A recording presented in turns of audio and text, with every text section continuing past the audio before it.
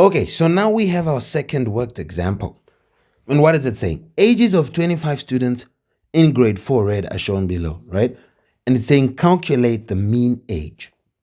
So the moment they say mean, I know I'm going to use that X bar. I know mean is going to be X bar. So I'm going to go to my booklet and choose a formula. Now, the question we ask is do we have frequency distribution? Yes or no? Yes, we have, because we have the table. That is the frequency distribution. So here we see that we have a frequency distribution. So we are going to choose the formula for mean that has frequency distribution. So let's go ahead and let's go to our MF19. Here is our MF19. And we know that we have these formulas for mean, these two, this X bar, right?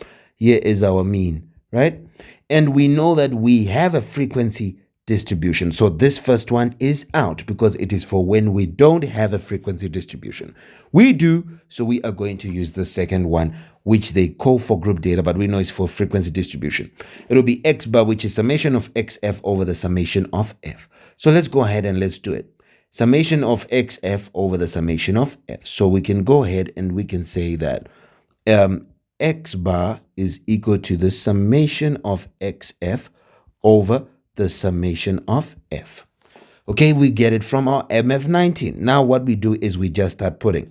So what is it? When we say sum, we'll be adding. What is X? X would be the age. So this would be our X. Okay, it is the data. This is our X. And here is our F.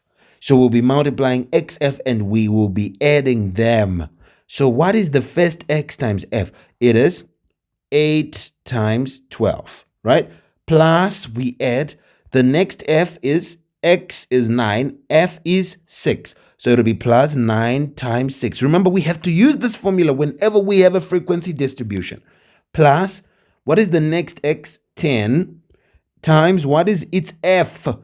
Its frequency, it's 4, right? Plus, what is the next F? 11 times its frequency, 2. Plus, what is the next F? 12 times its frequency, 1, okay? All divided by, what is the next summation of F, which is summation of the frequencies? It will be just 12 plus 6 plus 4 plus 2 plus 1. And here they've already told us that there are 25 students, so we know summation of F should be 25. There we go. Now we start doing for the ones at the top. We start getting the sum. Remember, sum means plus. That's why we were adding. Plus, don't forget this plus, because there's the summation. Okay, so it's X times F plus X times F plus X, because that's what the summation sign means. You should add them. So that is what we will be doing. And we can start doing it. 12 times 8, 84 plus 9 times 6, 54 plus 10 times 4, 40 plus 11 times 2, 22 plus 12 times 1, 12. All over. Here we know 12 plus 6, 18 plus 4, 22 plus 2, 24 plus 1, 25. We know it's over 25. Anyway, we can go ahead and add our values now and see what we get. Here we should get 212 over 25, okay?